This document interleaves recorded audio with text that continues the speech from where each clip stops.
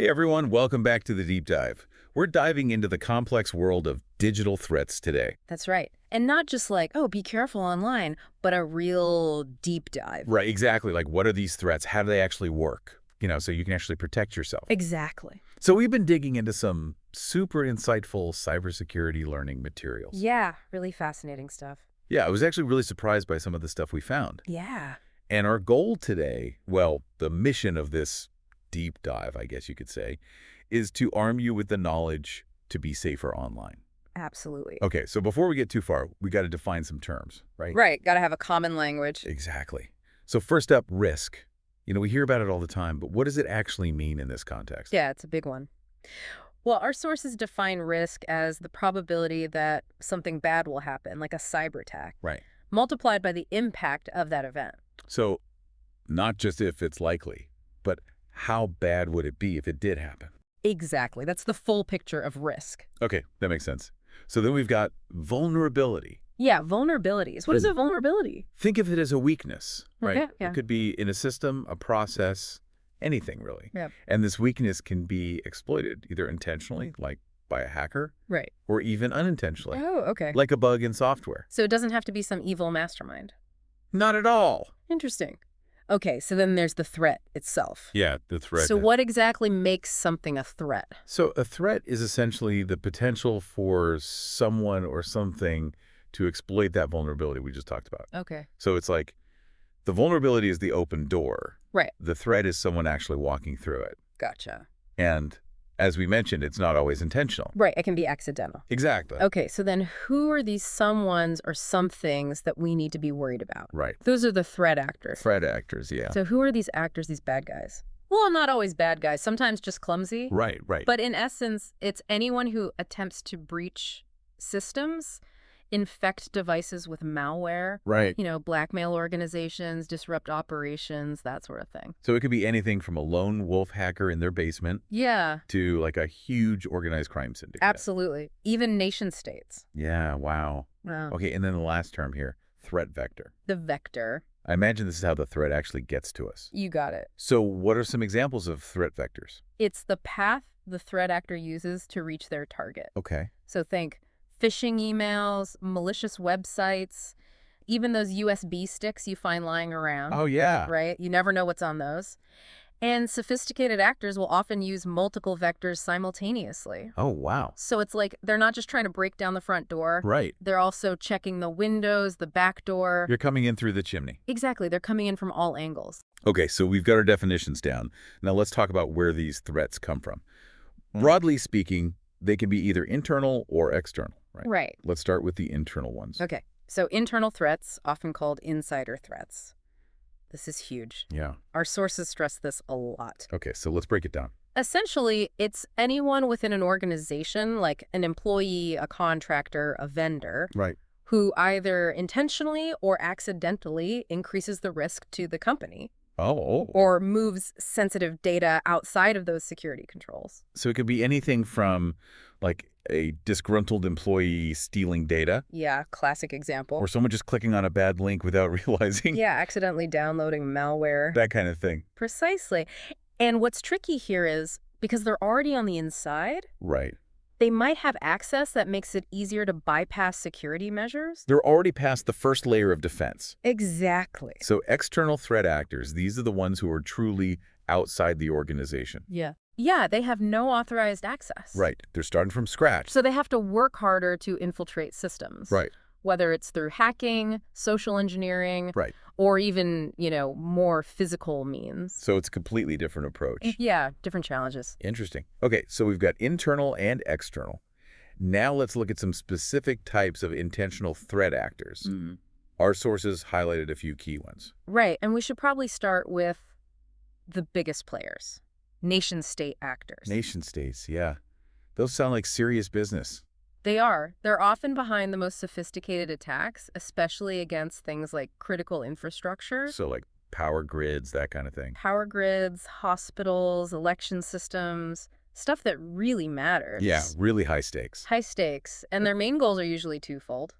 Disinformation. Disinformation, spreading fake news. Yeah, spreading propaganda, manipulating narratives. It's all about gaining a strategic advantage. Right.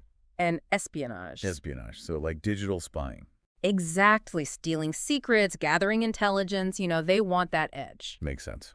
Okay, so then we've got hacktivists. Hacktivists, so it sounds like. Yeah, it is. It's hacking for a cause. Right.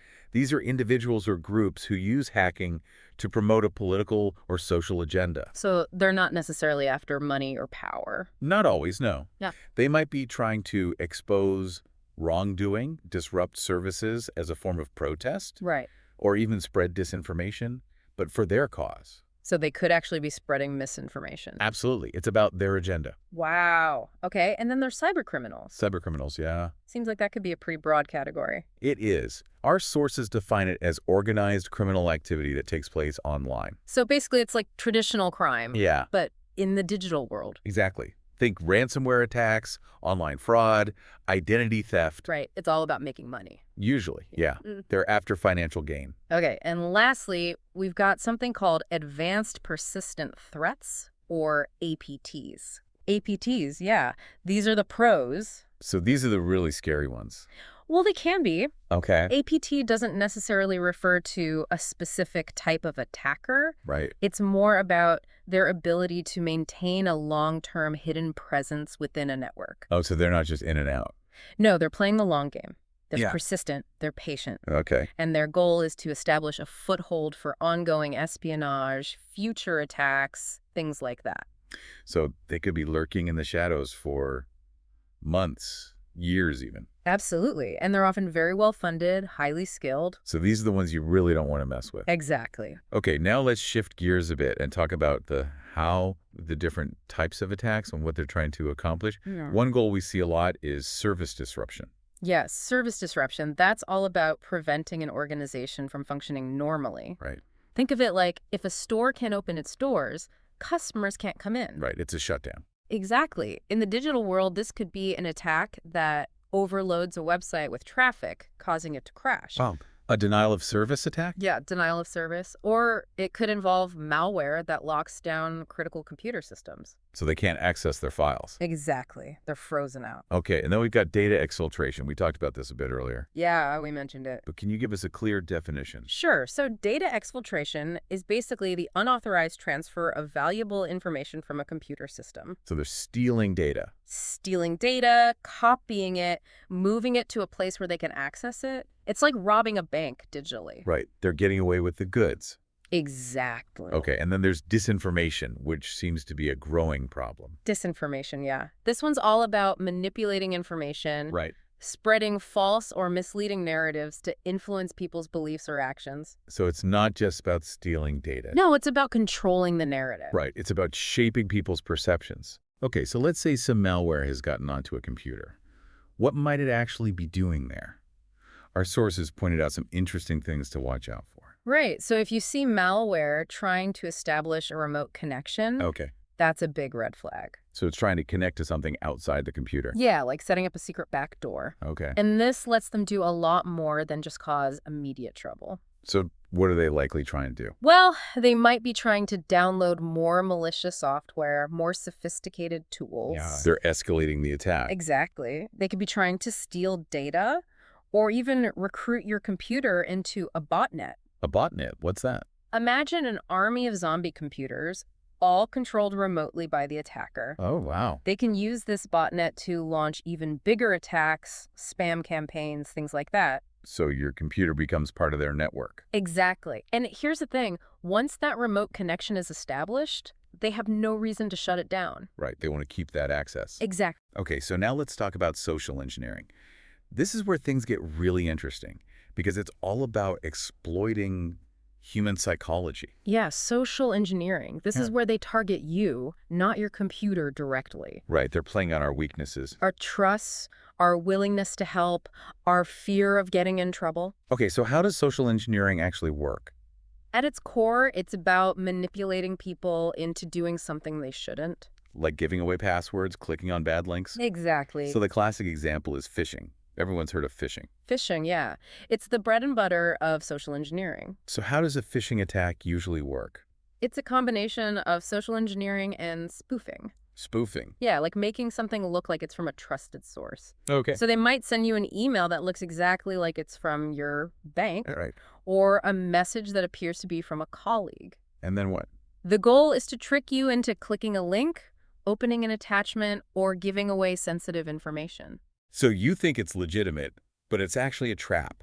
Exactly. Okay, so one way they make these fake things look so convincing is through brand impersonation. Yeah, brand impersonation. What does that involve? So this is where they really go all out to copy a company's visual identity. Okay, Their logos, website layout, even the tone of their writing. so they're creating a perfect replica. As close as they can.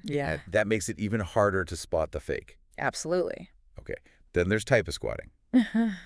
I feel like I'm guilty of this all the time. Typosquatting, yeah. I'm always misspelling website addresses. Well, that's what they're counting on. Oh, yeah. They register domain names that are very similar to popular websites, Right. but with a slight misspelling. Like Yeah. you make a typo, you might end up on their malicious site instead of the real one. And you might not even notice. Exactly. That's sneaky. Okay, impersonation, that seems pretty straightforward. Impersonation, yeah. It's pretending to be someone you're not. But how effective can that really be? You'd be surprised. It's Yeah. all about exploiting situations where it's hard to verify identity, Okay. like a phone call from someone claiming to be tech support, Right. or an email from a supposed colleague. Can be tough to know for sure. Exactly. Okay, another tactic our sources mention is coercion and urgency. Coercion and urgency, yeah. That's all about pressure. Okay. They're trying to scare you into acting quickly without thinking things through. Right, they want you to panic. Exactly. They might say, your account's been compromised. You need to act now to avoid losing everything. Oh, wow. And that sense of urgency can make you more likely to click on a malicious link or give away information. It's like a fight or flight response. Yeah, they're triggering that. Okay, and then there's the persuasive or consensus technique. Persuasive or consensus, Yeah. yeah. This one's all about making you feel like you're missing out or going against the grain. Right, like everyone else is doing it. Exactly. Right. They might say, all employees have updated their passwords through this link, making you feel like you're the odd one out if you don't click. So you feel pressured to conform. Exactly. Okay, we also need to be aware of physical lures. So it's not just about online scams. No, physical lures are still a thing. What are some examples of those? Well, it could be anything from a phone call trying to trick you into giving up information. Right. But our sources specifically highlighted things like dropped USB drives, Oh, yeah. left in public areas, or even targeted at specific companies. For someone might find it and plug it into their computer. Exactly. And if it's malicious, boom, they've just infected the entire network. And they might not even realize it. Exactly. Okay. And then there are those tempting email attachments. What's the rule of thumb there? Be extremely cautious. Okay. Malicious attachments are designed to trick you into clicking. Right. They might promise something exciting or important, but their real goal is to install malware. So never click on an attachment you're not expecting. Or if it seems suspicious, even if it's from someone you know. Right, because their account could have been compromised. Exactly. Okay, lastly, in the social engineering category, we have watering hole attacks. Watering hole attacks, yeah. This sounds kind of ominous. Well, it's a bit like setting a trap at a watering hole, right? Okay. They target a specific group of people by figuring out what websites they frequent, Right. maybe an industry forum, a niche blog, Okay. and then they compromise that website so when their targets visit, their computers get infected. So they're waiting for the victims to come to them. Exactly. Okay, let's switch gears again and talk about third-party risks. Third-party risks, yeah. So we all rely on so much software and services from other companies. Absolutely. It's a huge part of the digital world. But what are the dangers there? Well, it's important to remember that using a third-party product doesn't automatically make things safer. Right. It can actually introduce new risks. Okay. Think about supply chain attacks, for example. Supply chain attacks. Yeah, where the attackers target the software provider itself. Oh. And then their malicious code gets distributed to all of the provider's customers. Wow, so it's like a domino effect. Exactly. Our sources also mention managed service providers, or MSPs. What's their role in all of this? Well, a good MSP can actually be a great asset when it comes to security. Okay. They focus on security as a core part of their service. They often automate security tasks, Right. which can be really helpful for companies that don't have their own dedicated security teams. So they're taking care of it for you. Exactly. But there can be challenges, of course. Like what? Well, if a piece of software doesn't have automatic update capabilities, Right. the MSP has to work harder to find secure alternatives. So it's not a perfect solution. No, but it can be very valuable. Okay, and then there's the classic make versus buy decision. Mapersabaya. So companies have to decide whether to build their own software or buy it from a third party. Right. What are the security implications there? It's a trade-off. Building your own software in-house can give you more control, potentially reduce some supply chain risks, Right. but it can also increase the risk of insider threats. Oh, right, because now you have more people internally who could potentially cause problems. Exactly. So it's not a clear-cut answer. No, it depends on the specific circumstances. And how does this make versus buy decision factor in when we're talking about nation-state threats? Well, when you're up against nation-state actors, it honestly doesn't change the level of risk that much. Oh, okay. What really matters is the overall strength of your security practices. Right, it's about how well you're defending yourself, not who's building the software. Exactly. Okay, lastly, let's touch on a really fundamental vulnerability.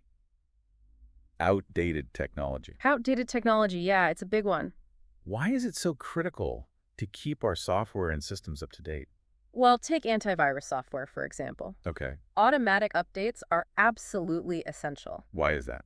because new threats are emerging all the time. If your antivirus isn't updating automatically, it's like having a security guard who doesn't know the latest criminals. So they're completely unprepared. Exactly. And our sources also highlighted the danger of outdated email encryption. Email encryption, yeah. How can that be exploited? Well, attackers can take advantage of weaknesses in older encryption methods to intersect your emails. Oh, wow. They can actually read your messages while they're in transit. So it's like eavesdropping on your conversations. Exactly. Oh, wow. We've covered a ton of ground today. Just to recap quickly, we talked about risk, vulnerability, threat. Right, the basics. The basics. We looked at internal versus external threats. Yeah. We categorized different types of threat actors. Nation states, hacktivists, cybercriminals, APTs, the whole gang. The whole gang.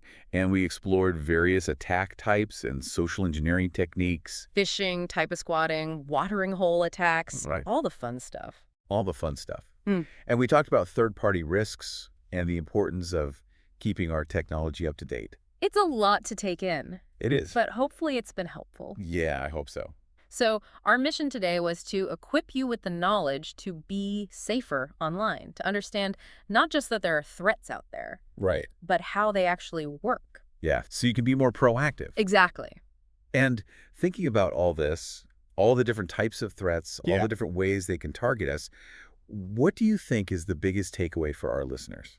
Well, for me, I think it's really realizing that cybersecurity is not just about technology. Right? It's about people, too. Yeah, human behavior is a huge factor. Absolutely. We're often the weakest link. So what's one thing our listeners can do today to improve their security? Honestly, I think the most important thing is awareness. Just being aware of the threats, understanding how they work, and being cautious online. Right, not clicking on random links. Exactly.